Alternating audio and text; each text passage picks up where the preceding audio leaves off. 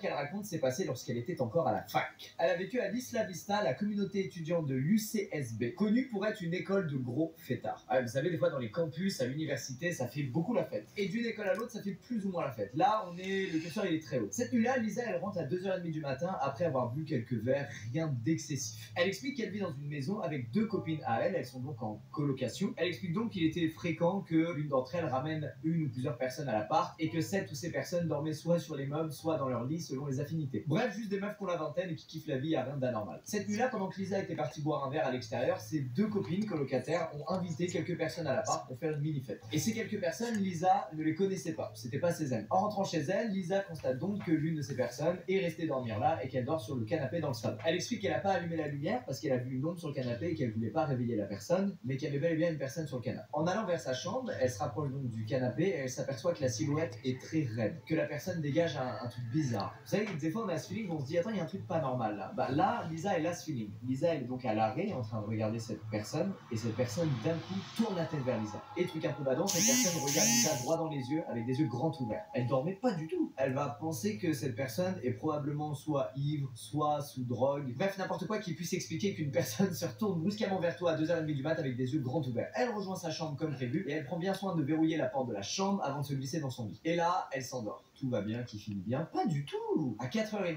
il y a un bruit étrange près de la porte de sa chambre qui la réveille. Un bruit qu'elle décrit comme le bruit que pourrait faire quelqu'un en tapotant des doigts contre une porte. Premier réflexe assez logique, Lisa elle reste dans son lit, elle bouge pas et elle fait aucun bruit. Bref, elle attend que ça passe, comme on le fait tous dans ces situations où il y a un truc très badant et on est dans le déni jusqu'au moment où on se rend compte que il va peut-être falloir agir parce qu'il y a un truc pas normal. Les minutes passent et le bruit devient de plus en plus fort, comme si la personne cette fois tapait contre la porte en bois avec les doigts de ses 2 mains. C'est pas une activité commune de taper avec ses doigts contre les portes. Donc là elle balle. En faisant le moins de bruit possible, elle prend son téléphone et elle envoie un message à sa coloc qui est de l'autre côté de l'appartement. Elle lui explique que son amie est en train de frapper contre sa porte avec ses doigts, que ça la fait bien bader et elle lui demande d'aller lui parler pour le calmer parce que ça l'empêche de dormir. Après plusieurs minutes d'attente, Lisa reçoit aucune réponse de sa pote tout simplement parce qu'elle dort. Elle est donc seule dans sa chambre et il y a un gars de l'autre côté de sa porte qu'elle ne connaît pas et qui est en train de gratter depuis de nombreuses minutes avec ses doigts contre le bois de la porte. Horrible situation. Lisa envoie donc un message à sa 2e colocataire et malheureusement pareil, pas de réponse probablement parce qu'elle dort aussi. Sauf que l'inconnu de l'autre côté de la porte, il va plus se contenter de gratter à la porte. Cette fois, il va attraper la poignée et il va la secouer dans tous les sens pour ouvrir la porte. Comme la situation s'aggrave et qu'elle a aucune réponse, Lisa elle décide, quitte à faire plus de bruit, tant pis, d'appeler l'une de ses 2 colocataires. Sa coloc cette fois décroche et Lisa lui dit ton pote il est fou, est-ce que tu peux faire quelque chose parce que là il est en train de gratter à ma porte et c'est vraiment chiant. Et après quelques secondes de silence, sa colocataire lui répond quel pote?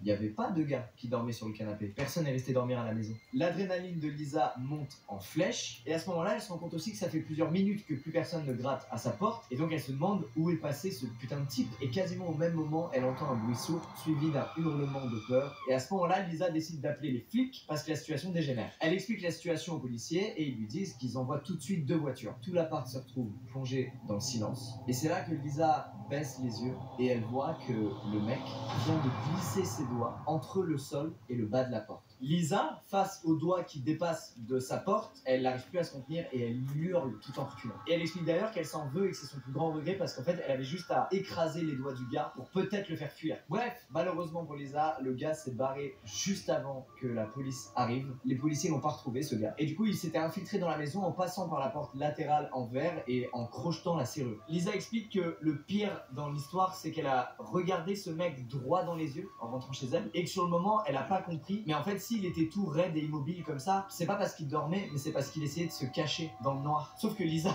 l'a clairement vu et c'est pour ça que le gars s'est retourné vers Lisa en mode est-ce que je suis foutu? Je vais devoir agir là? Ce n'est pas du tout un ami de ses colocataires qui dormait en fait. C'est juste un intrus qui se cachait. C'est pas pareil quand même. Voilà. Alors c'est marrant, ça me fait un peu penser à l'histoire qu'Alice avait racontée quand elle était venue dans la vidéo Stade avec Guest, mais un peu remixée quoi. Il faut arrêter les gens de s'infiltrer chez d'autres gens en pleine nuit là comme ça. Il faut arrêter ça. Bon.